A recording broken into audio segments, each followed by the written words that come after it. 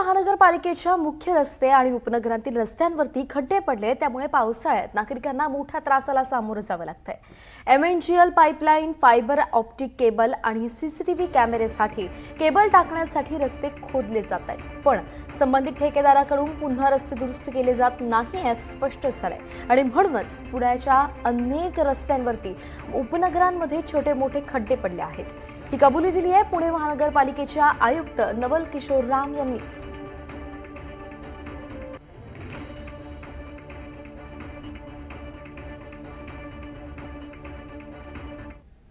दुसरा असा आहे की ते महाप्रीतचं पण तर हे जे काही खड्डे करण्यामध्ये जो सर्वात मोठी भूमिका ज्या ठिकाणी डिगिंग झालेलं आहे, तो डिगिंगमध्ये रिइन्स्टेटमेंटचं काम काही डिपार्टमेंटनी चांगले केलेलं नाही। त्याचं म्हणजे मी स्वतः बरेच ठिकाणी पाहून आलो।